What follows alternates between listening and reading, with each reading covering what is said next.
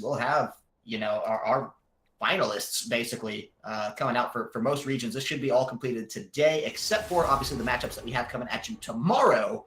And tomorrow's games will be Manitoba versus Maryville for the conclusion of the North, and conclusion of the South will be with UT Dallas versus UT Austin. We'll have all those games coming at you. But right now, we got to get back into this game. We do have that. Yeah, Olaf being banned in game number 1. Zach being banned in game number 1 as well. So same bans thus far. Tamu needs to switch that up because you have to answer back to what George Mason did last game. Absolutely destroyed them. So Alex could still get a Tom Kench. Firefly could still get that Nocturne as the bans go right now, but we're going to see the Sejuani band. That was banned last game as well. So nothing changed thus far. 3 bans in. We see 3 junglers banned, 4 junglers banned. Skarner, again, a repeat. Yeah, no surprises there. It is an interesting theory crafting situation right now because there is a side swap to take into account. So now it is first and only pick coming out for the side of George Mason. And there will be 2 to answer with from the side of the Aggies. There's Zaya band as well. So if they want the Tom Kent again, if that's priority, they have to pick it now. Otherwise, Nocturne. Slurp may be able to take it up out and away. They may be able to just say, we're not going to ban any of this stuff, and we're going to make you decide now. You have to pick whichever one you think is more important because we're potentially poised to punish the other. I wouldn't be surprised to see them do a Nocturne again because of how much, or the Tom Kench, any of those semi-global alts to get the surprise and jump on them, and they're going to put that right back on Alex. I think the Tom Kench was necessary there. I think that was a right play from George Mason. Alex, such a potent player on that champion. We'll see whether or not that comes through to the same degree for Alex here because, man, that last game. Yeah, he was making plays. He was saving people from being played on. It was amazing. Glory, he's going to possibly go back onto that Jarvan. Going to be hovering it right now, locking it in.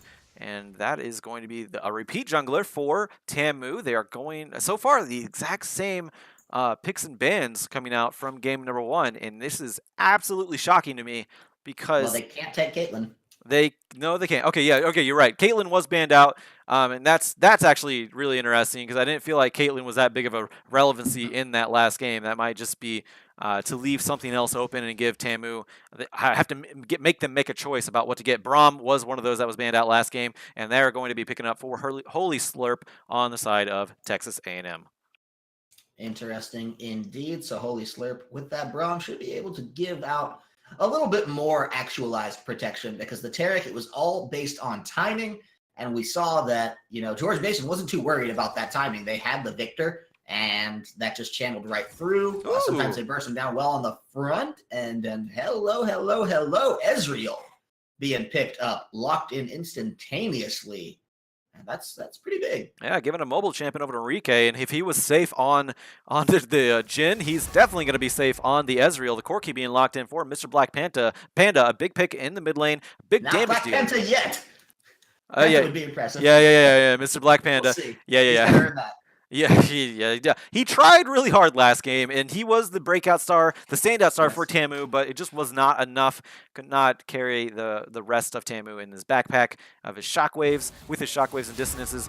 So going to go on the Corki this time around, who has a big power spike in the mid game with that Triforce, and maybe they think that's where their game really went downhill, is not having enough power in that mid game to really establish their dominance. They're going to try out with a Corki this time around. Victor being taken away from Route as he played last game, and Kaisa being taken off the map as well. Unfortunate. Have yet to cast a Kaisa game. Very much want to, but yeah, she was not allowed last week. This week, yeah. First time she's allowed. Taken away. She's not allowed here in this game. She's that not. Will be courtesy of George Mason's decision maker there. Big bunch of haters. All in all, yep, Swain train. No one will be boarding that one today either. And the last ban of the series coming out now from George Mason. We'll see what they want to take off the table because there are some targets there. See if they want to keep levying this onto the head of Chuck Normus. And with a Ziggs, they just feel like in case the Corki were to flex, I suppose. I don't necessarily think that would have been the case, but all the same, Chuck Normus will be locking up his AD carry here, and we'll see if he decides to play the Jhin back into the matchup he just lost against the Jhin. We'll see if he's kind of an anything you can do, I can do better approach to Enrique's champion from last game. Going with Says the no, Varus? the Really? Varus On this is going to be patch? the better pick. He's going to play the downtown game. It is Varus on 8.6 low. We'll see here Yeah. whether or not this does come out for him. So that's actually very surprising. I just talked about how Gwinsu's got changed a little bit. It doesn't give solid numbers as for the increase in AP and AD. It's now percentage, which does not do you any favors early game. And before, when it gave you the solid numbers, that was a lot more powerful early game. Now Varus, he's going to take a little bit to come online with that Gwinsu's Rage Blade. He has to get some items and power behind that to really make those percentages come into play and to really make use of that Gwinsu's Rage Blade. Of course, he could just not build the Gwinsu's. That would completely dodge that. There was a time when Varus did not build Gwinsu's. I'm anxious to see Chuck Norris' take on it, but we do see Enrique locking in that Nocturne for Firefly, so we're going to get more Darkness ganks coming out on the side of George Mason. And then Vladimir, he was banned away last game. Possibly, we're going to see why in this game, as George Mason, that was their last pickup. Vladimir giving it a nice amount of AP damage and overall damage increase with the Hemo Plague on the side of George Mason. Yeah, so very big pickup. I honestly think this is very much the same composition coming out from George Mason. They've changed the mid and AD roles, but this is going to be so similar in spirit. The only thing I could think of is now Enrique will have a little bit more onus of just getting in and making the plays instead of backlining with the nice shots from the curtain call, with the nice GNWs that he had at his disposal. So we'll see how that one does transpire, but it's the same story. They can come in with the Abyssal Voyage and the Paranoia. Those were definitely the two biggest ultimates of the game last time around, not just for George Mason, but in the game's context entirely, unless you want to count Glory's Cataclysm that did get Chuck Norris killed. We'll see. But either way. Poor guy. Yeah, that's going to be still a tough one to swallow. We have our compositions. Boycold on the Scion. I like that a lot more, I think, than the Gangplank this time around. I think it'll help his team out in those critical team fights. It really wasn't there to be the tank that they needed last time around. Scion, I think, is a better option, not only into the Gnar, but just into the global presence of the game as a whole. Corki on Mr. Black Panda. We saw how much he could do with Orianna. Corki, a little bit more actualizing power if you can get that rolling and rolling and rolling, which is, granted, something that they were able to do. Glory, getting that early kill in the mid game, or early kill in the mid lane. So we'll see whether or not they try to replicate any of that success. Of course, it's a side swap, which means it will be red side for Texas A&M, and George Mason will be blue this time around. So no idea what to make of that in terms of the macro game, but it is, some players so vastly prefer one side or the other for the draft. The draft didn't go that differently in spirit this time around. So we'll see if we get a relatively similar game. And no, that's usually where the sides come into play. As far as the big power points are the pick and bans. Of course, you also have the priority over Baron Pit or the Dragon Pit based on what side you are. Red Pit, you can jump over the wall to the Baron Pit and try to steal it that way. Vice versa, that for the blue side on to the Dragon Pit. But that's more of a situational advantage. While while picks and bans, that is more. You can feel the reverberation of that throughout the entire game on the picks and bans, and the mid lane Vladimir really like that one, like that pickup. But now the thing is, you're losing CC that was potentially there, that actually was there for last game. Rout's last game, he had Victor. Sorry about that. He had Victor, and I mean, you have the gravity well. He actually used that gravity well very proper times last time around, but now you don't have any of that CC coming out from Vladimir. But what you do have is a giant nuke and the Hemo Plague, like I said, to be able to increase the overall team damage. And that one is going to be very interesting to see. But we actually have some shout-outs to get to that I didn't really give my co-caster enough time last time to do so. I'm gonna remedy that this time around and actually just do it myself, and because I have control of the time right now. It's all yours. Thanks, brah. Anyways, you can give a shout out to our Twitter at twitter.com/CStarLeague and CSLLOL if you just want to follow just strictly Collegiate League of Legends material. You can also, of course, follow us down here. Actually, yours is a different one, right? What is your Twitter? Oh no, that's correct. My Twitter's under Oh, my good. They watch. changed it. They Fantastic. got it right this You can time. actually just type in !casters in the chat also to find out our Twitters and just click on the link there so you don't have to use your fingers to type any more than just !casters in the chat. Once again, do that. And you can also hit !Discord in the chat to find our Discord link, join our community. Sometimes we do community games, things like that. Give us feedback, whatever you want to do. You can also check out our VODs like Word Up on every Friday at 6 p.m. Pacific Daylight Time. You can check out the VODs or the shows you don't see over on our YouTube at youtube.com/CStarLeague. Every freaking week, you can also see every episode of the quad on there, as well as the matches that you don't see or you aren't able to catch, such as possibly Columbia College versus Lords, or even George Mason versus Texas A&M. I hear that's a good one. You might want to go check that one out whenever that gets put up. But you can also give a shout out to Twitch because they have been with us from the very beginning, and we are very happy to be with them. Twitter.com rather, as twitter.com/Twitch and facebook.com/Twitch. You can also check us out on Facebook at facebook.com/CStarLeague. I think that's all of our shout outs. I think I'm done winging that one, so that's good. I won't fumble over that anymore. Yeah, there we go. Are into the game just in time.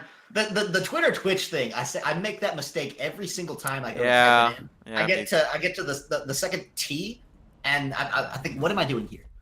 What did I come on the internet for today? It's yeah, like and you don't know what you want to eat.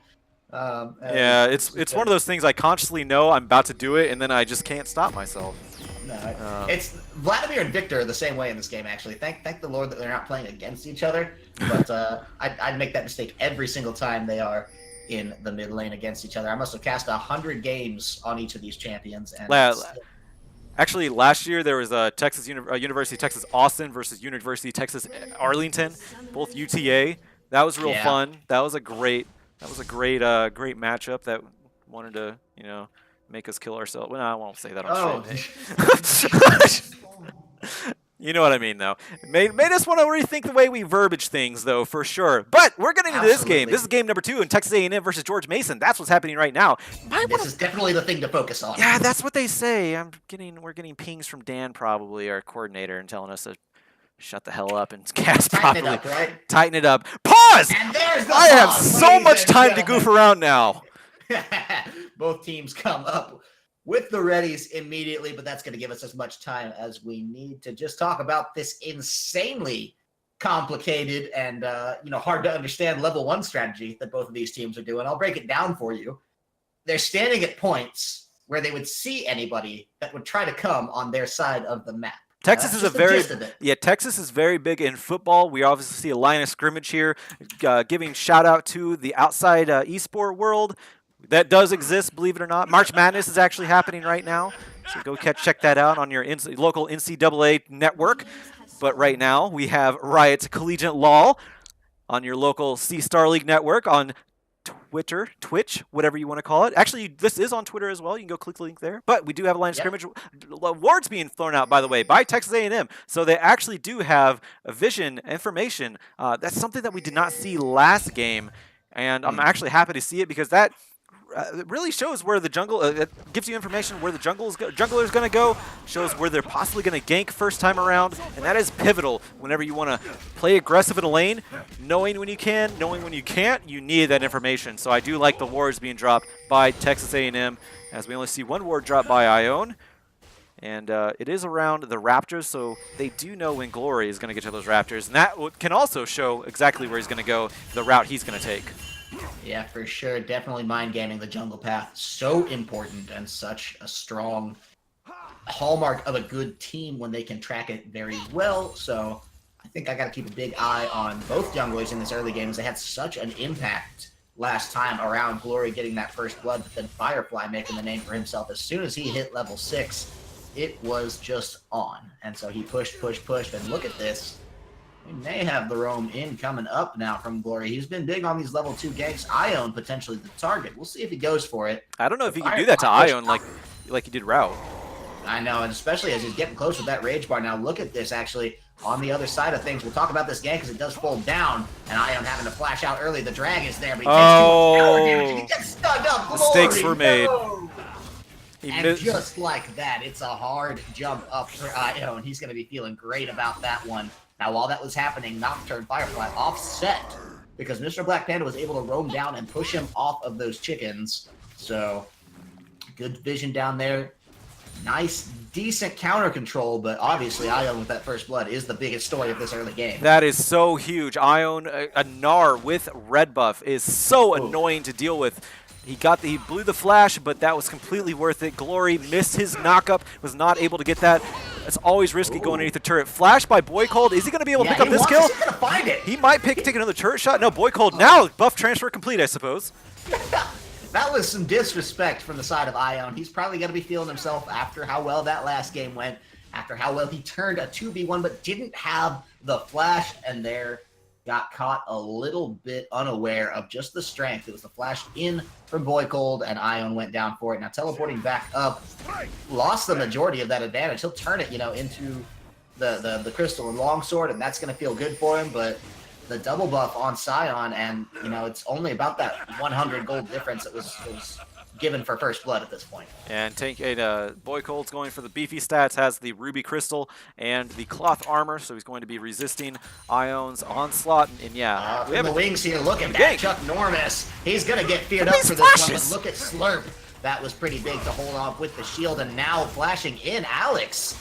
Might want to try to turn this one around. The Tom Kench has been vital. Holy Slurp, the second that teleport got canceled, had to start fearing for his life, but nobody's going to make any promises they can't keep here, any checks that they can't cash. Yo, these teams need to calm themselves. These flashes are out of control, and they're not gaining any sort of great positioning for any of the teams. We saw both Holy Slurp and Alex blow their flash just for a possible stun and a possible nom-noms on the bot side. That did not pay off, so very questionable flashes coming out, but gank equating to almost nothing besides a little bit of pressure off the other lanes.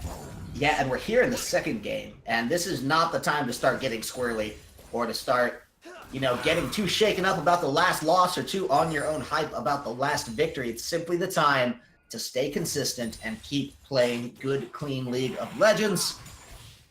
Things got a little bit silly there towards the beginning of the game, but, everything else now, it is time to just get back to some good, old, clean, structured consistency. Yeah, Ion had a great flash. Boy Cold had a great flash to take advantage of Ion's cockiness. Ever since then, not so much. Glory, though, coming up to the top lane. Yeah, he wants redemption for that last one. Won't find it as the hop out is there. No flash necessary this time. Ion not going to put himself in that same position, so wisely just backing out and away. Knows the wave will still come to him. It doesn't just disappear if it goes past the middle of the top lane, contrary to what some solo queue top laners might believe.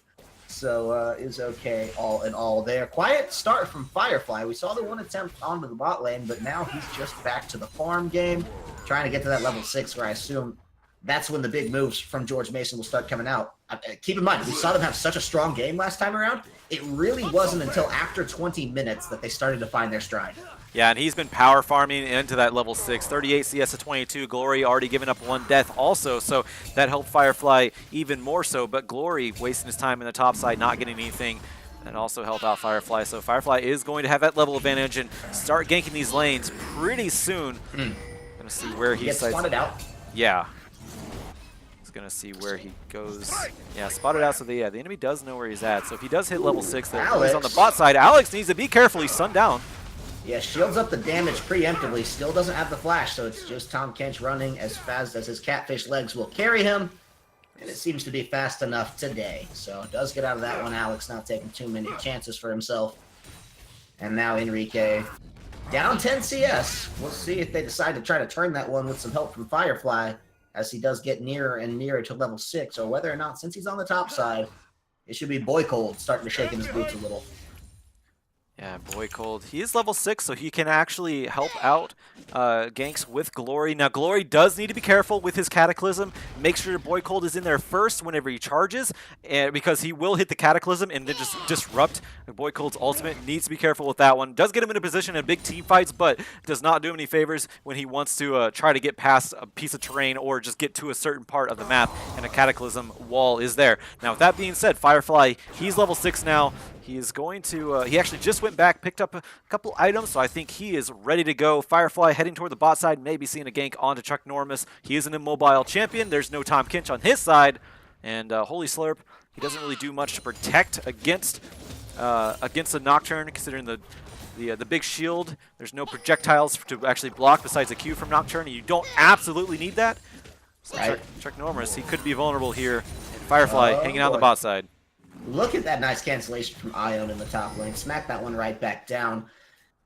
You are right to keep focus on the bot side of the match here because it's another Infernal Drake. Story of last game, starting to look like story of the series, perhaps, as the drafts do remain relatively consistent.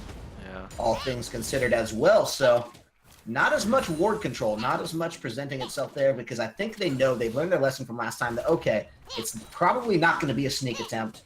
And most of the vision they had around from last time, they didn't really use to get into any full 5-on-5 Dragon engages. We didn't see that happen a lot last time. It was just kind of whomever had priority over the area decided to kind of take it as an afterthought. Well, right now it is Firefly driving on by there. Might get collapsed on here, and that could be bad news for himself. Does spot out both members. Got the Rift Scuttler there. Yep. So the vision will be there, and that's going to be pretty critical for George Mason as they can maneuver through that mid lane with relative ease at this point. I do like what George Mason just did on the bot side. They did it last game as well, and it prepares for Firefly to gank. So what they do is they push up very aggressively, anticipating Firefly to gank, and then they establish ward control. Since they have control of the river, they can throw a control ward into the riverside, clear the wards of Texas A&M, and that allows Firefly to get in a better position to cast his Paranoia and get in onto Chuck Normus if they want to. But as we see, Firefly, he's back in that bot side, sees that Chuck Normus, he's clearing it. There he goes. There's coming in the near side. It is there. There is the nice defensive Glacial Fissure coming out from Holy Slurp to keep things in the right direction there. So Chuck Normus forcing a flash, and Holy Slurp with his own exhaust to boot. But they take Firefly's flash for it, and really good defensive play from Slurp on that Braum means that Chuck Normus will get out in one piece and can likely keep the health bar of this bot lane tower in pretty good shape here. Yeah, and we're not able to take out that control ward either, so Enrique able to take out another of the resource down on the bot side as far as vision is concerned. Now that forces Holy Slurp to have to go back in order to restore. Actually, no, he doesn't even have his warding trinket yet, so they're just going to have to wait a little bit. Holy Slurp does have one ward in his pocket, but they aren't pushed up enough to really take advantage of that one. But Firefly, he got into the bot side, got a flash out of Chuck Normus. That means he will be back pretty soon.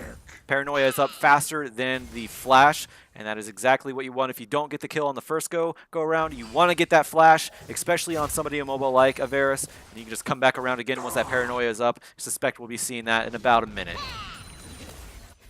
Well, we'll take that one, put it in the prediction jar, and see how well it ages.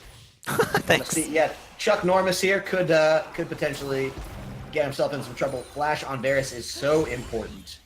And so we'll see. There actually should be just, I don't know if there'll be a window or not. I don't know the cooldown splits exactly, but I think Paranoia and Glacial Fissure are on very similar cooldowns. I think there's maybe 10 seconds between them. Yeah, Paranoia is up a little bit faster because it was cast fast. It was cast first. That's about it. I think the cooldown times also have something to do with it. I think there is a difference there. But let's take a look. But yeah, we have this information in our hands. 125 seconds on Paranoia, and 140 seconds on two Glacial Fissure. So I was right. I was right about. I never 10 doubted seconds. you. It's more like 15. Thank you. No problem. So yeah, that's some high quality theory crafting. That option is definitely there, but Firefly not going to be able to make it to the bot lane in time to actualize on any of that. As we're still just sitting around a pretty quiet early game, all things considered, as we're really getting closer to some points at the beginning of the mid game, perhaps.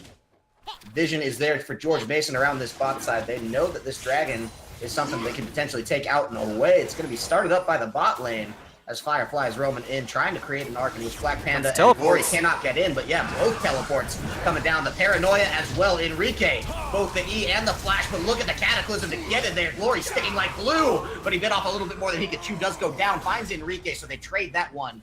And the dragon is going to reset here. Both teams a little skittish about getting onto it. Route, however, trying to keep up in the face of Boy Cold does mean that Dragon priority now gone back to the side of A&M. So Glory, their jungler, MIA from this fight, did kill himself to get Enrique, but it seems to be that George Mason is forgotten. Firefly, what are you doing? You have smite. Yeah, they want to give this one out in a way they're not going to contest it, and so they thought the fight priority is just too well there. They may not have realized that Glory was the one they killed. I don't know. Maybe there's something a little deeper pressing behind all that, but hey, guess what's up next?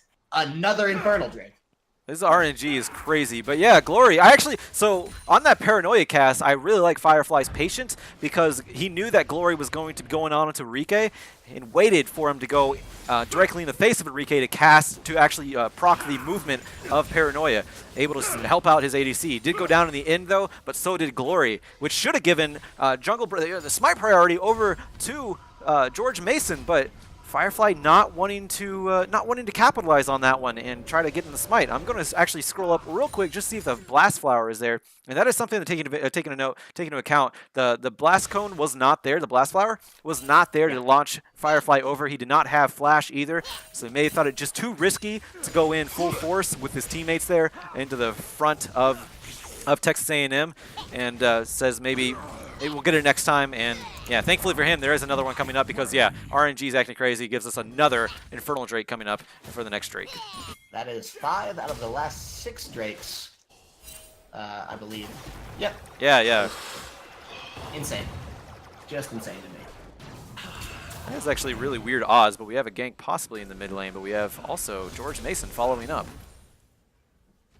Yep. Does seem to be that both teams still just issuing a lot of respect to each other after this game, and I like to see that from George Mason. Looks to be still a little bit scared from the side of Texas A&M. He's doing nothing to him. I know. I really do like the Scion pickup. Ion, I mean, does have the damage there after just continuing to press this assault. Finally gets him down to half there. Voidcold wasn't even bothering to trade back that entire time, so interesting to see that one plan out. But look at this. Bloody Knuckles going on in the mid lane seems to be favoring Black Panda immensely, as Route does get taken quite low there. Maybe so much that he'll need to back. There is obviously a lot of sustain in the pockets of Vladimir, so doubt they're going to push that one too far. Well, I'll tell you what does get pushed is the button to go right in onto Chuck Norris. He is low. He is taken out. Enrique finds that kill, and now Holy Slurp and Glory caught up. And look at that. Alex eats him out of the Cataclysm. Says, no worries, I got you, buddy, and gets Firefly out scot-free. There shall be no buff transfer today, but potentially a dive, depending on whether or not Black Panda wants to come in.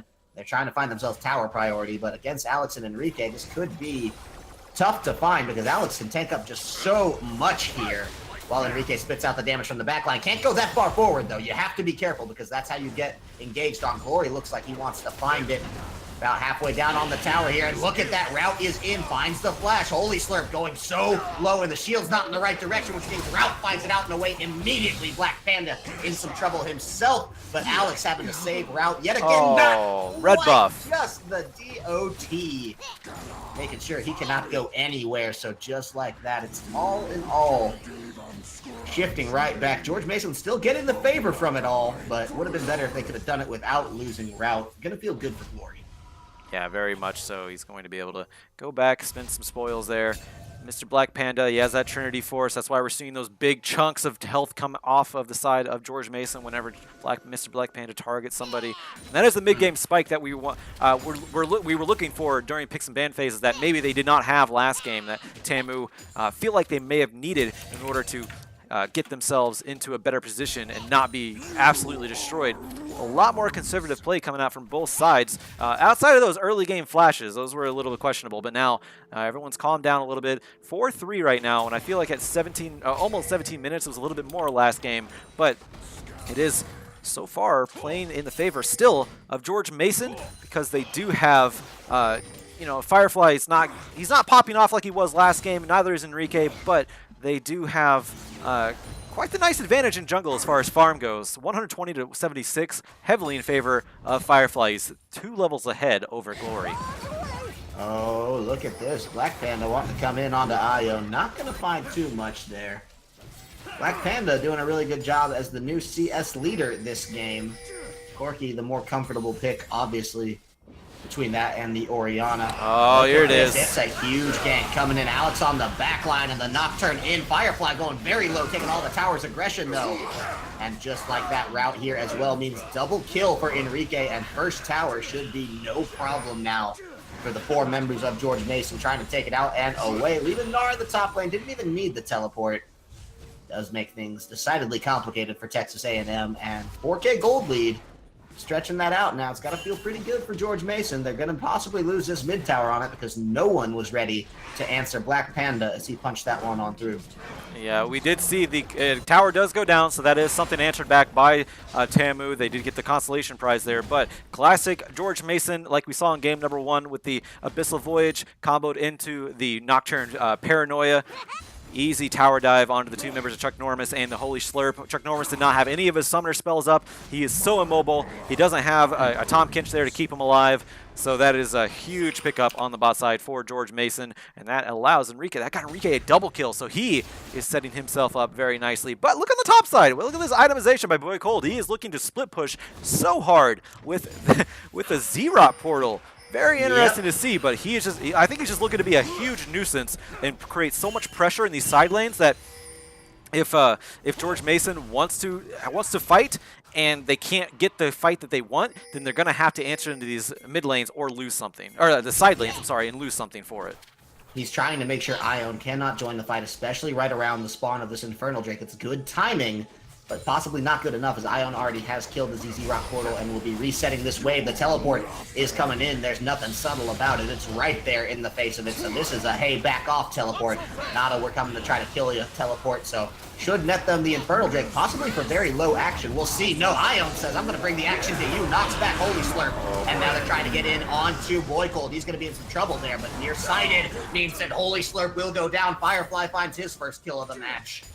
And they find a dragon and a kill to boot, and that's looking great for George Mason University as they try to possibly reset to the mid lane here and push this advantage out even further. And that was a very good pickup, very nice teleport by Ion as well, and nice zoning by him too. It was able to break up the majority of Tamu around their blue buff area, which is so sketchy with the positioning. You have to be very careful and travel as 5, but the Ion was able to break them up, able to catch out somebody, Holy Slurp being that somebody, and getting a kill in addition to their dragon. So very nicely played by George Mason. Once again, no priority being put over onto the Rift Herald this time around, which is surprising because that is a big pickup.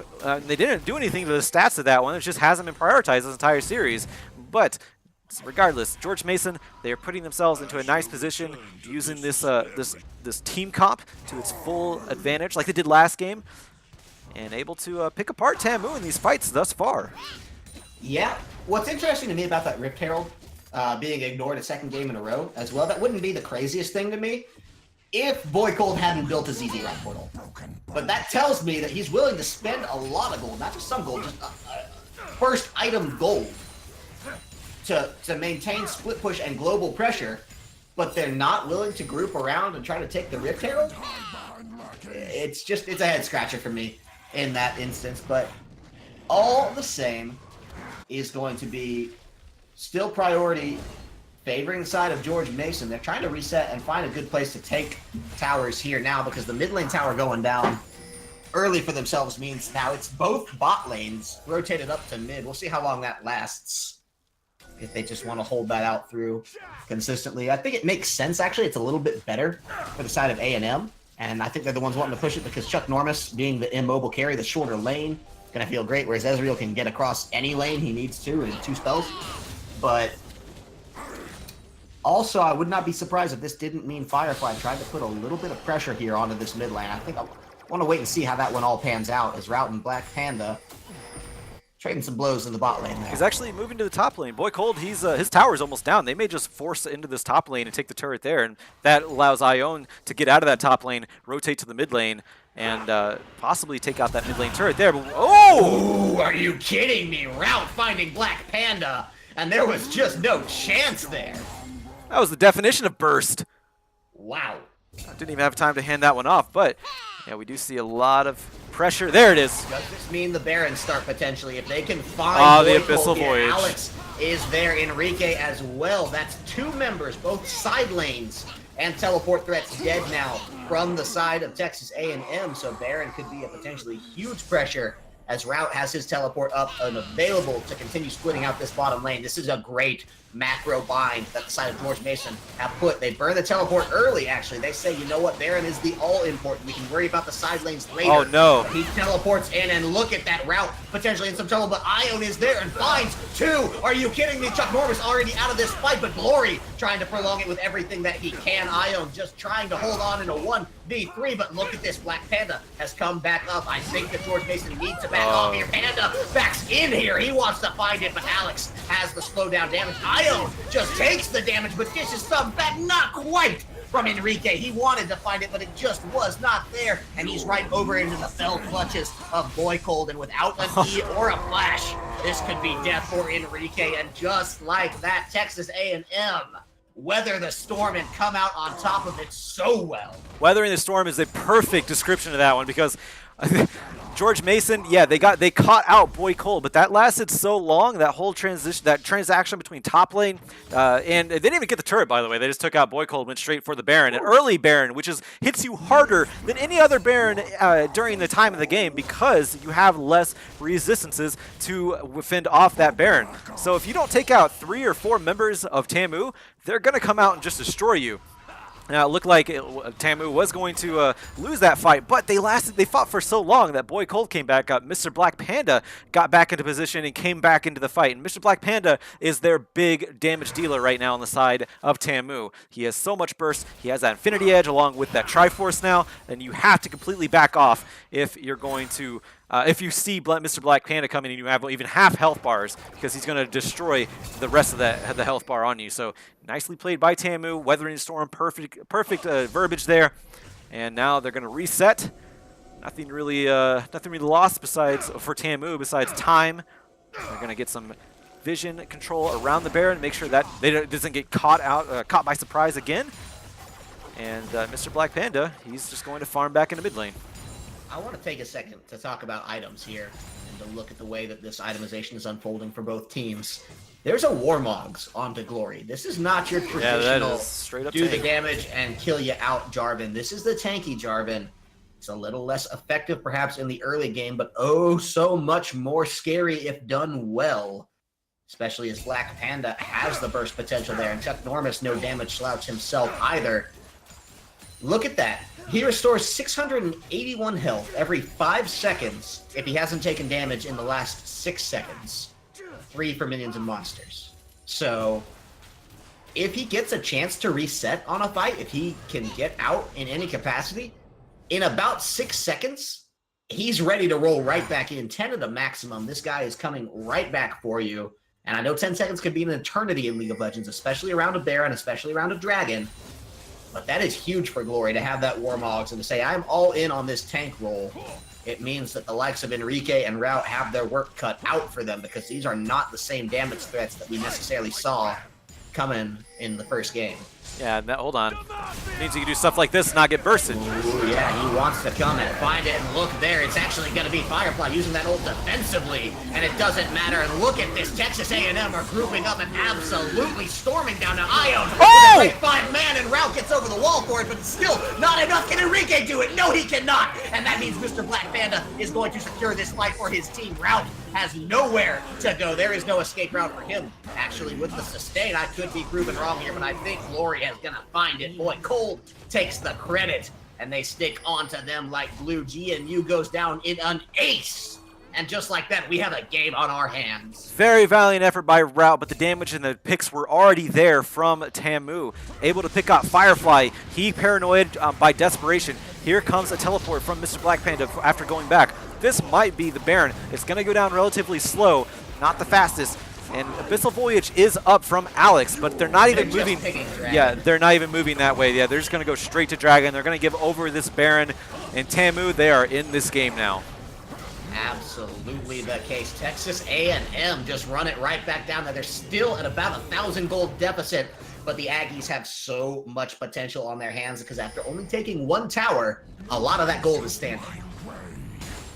So Mountain Drake picked up by George Mason. That means they do have a little bit more damage on the next objective, whether it be a turret or possibly another dragon or next Baron even. Doesn't matter. Yeah, George Mason, they need to not be caught out. That is what will destroy them, as we saw that last game. One by one, Firefly getting caught out. And then Ione trying to go in and make up for that one, but did not work out. And Enrique got zoned out by Mr. Black Panda. Almost won that duel, by the way.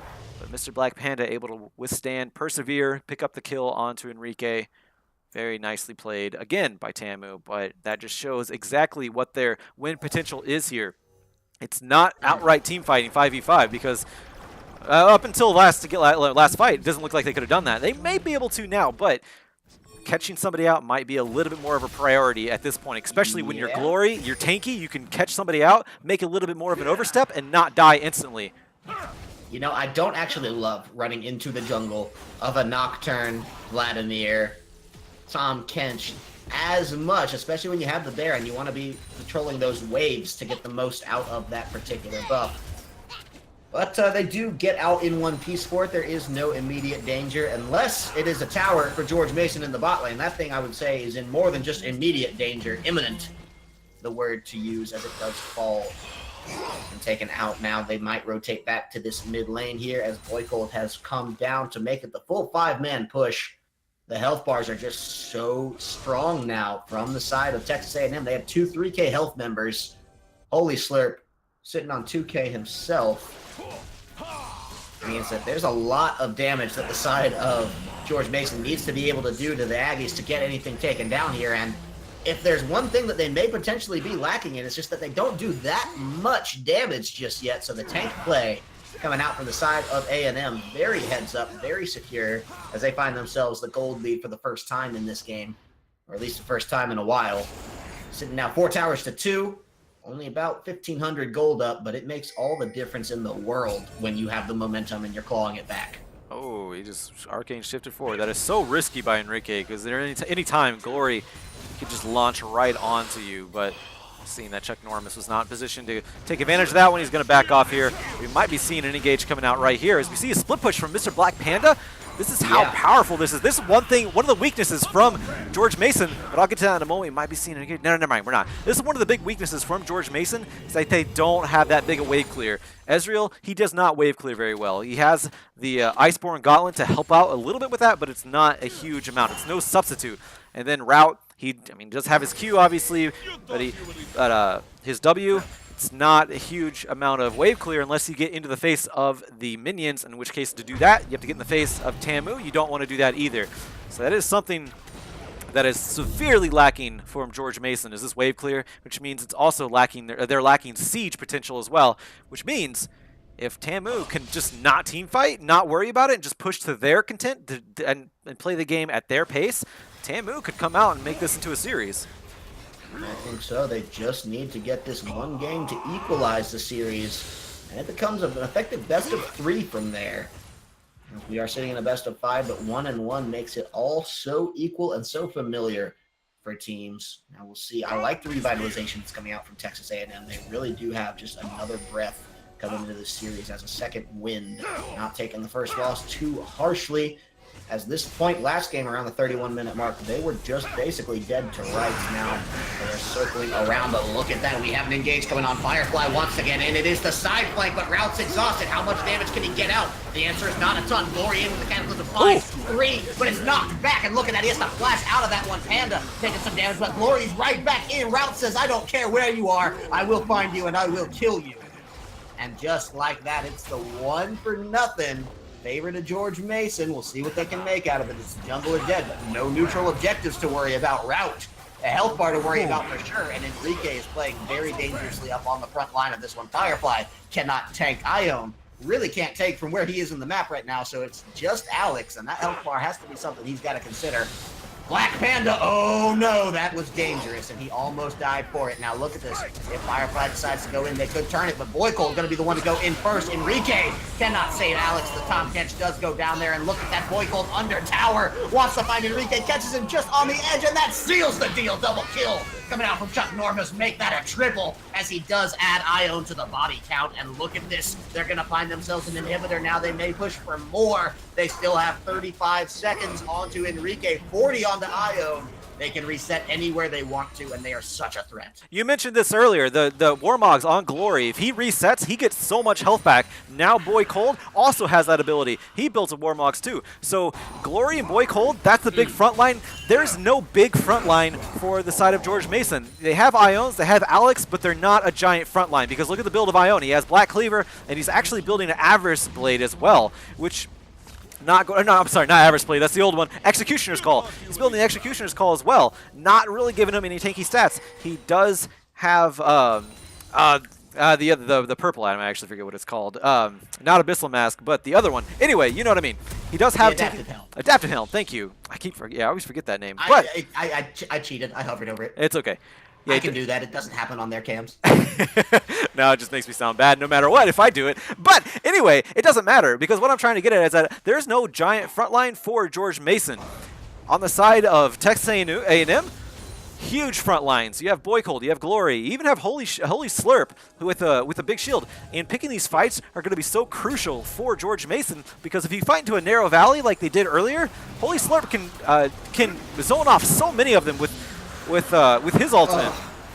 Add an Ocean Drake. Yeah, add an to the Ocean that Drake. We already have from double Warmogs tanks. So much reset of being able to be used by Texas A&M. Back off. Feels spicy. Yeah, back off for 10 seconds. Just go fight again because the members of George Mason, they're not going to be reset.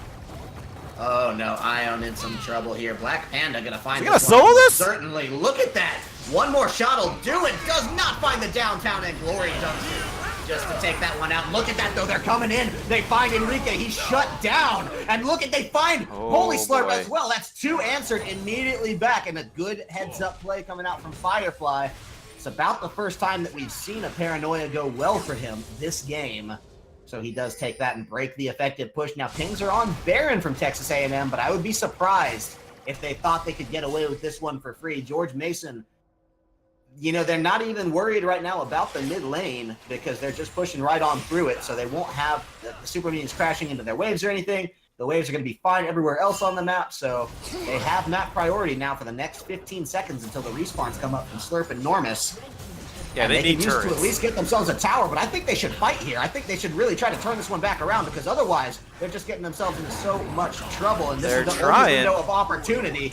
It seems to be really well kited. The teleport's coming in. They just brought him back. There's Gnar coming through on the back line, but Boy Cold already going to have Alex so low before this one even bursts out. Look at that. Pat Panda finds that one, but Boy Cold goes down as well. Passing through the fight. It doesn't matter. There's the Paranoia coming on down. Triple kill already.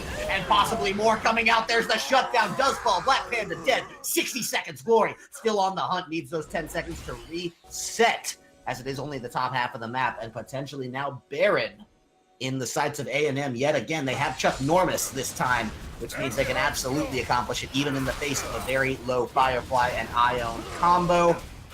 The wards are there as well. I think this is Texas A&M's for sure.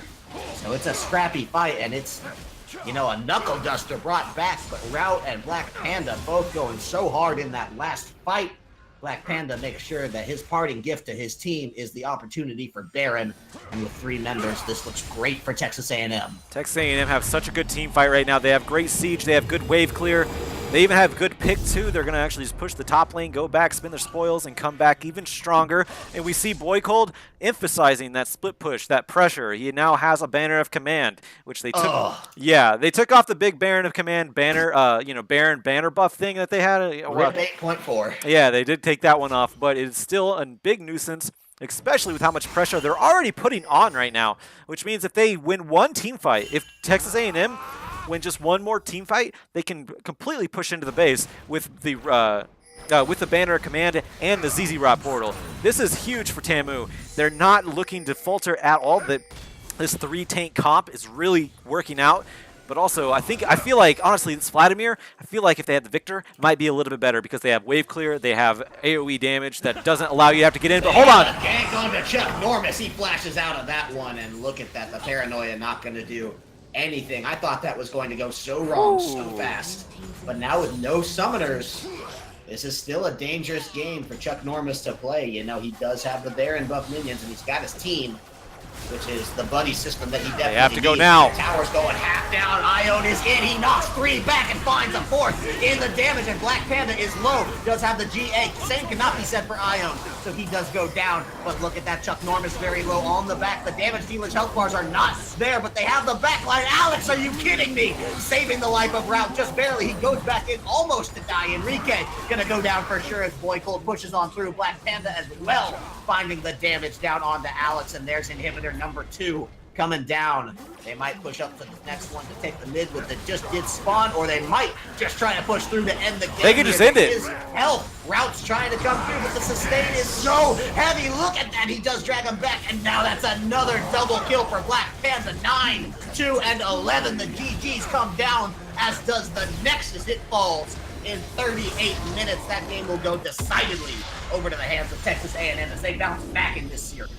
Very nice answer to game number 1, seeing that they had a lot of deaths in game number 1. Obviously, they got absolutely destroyed in game number 1. But Texas A&M, they answered back. How did they do that? 3 tanks with 2 of them having Warmogs. Get in a fight, reset, get into another fight, because now George Mason, they can't reset. Their health bars aren't regenerating, and Texas A&M, they are. Might as well take that fight again and absolutely destroy them on the second round go. Well, we got a best of 5 series on our hands.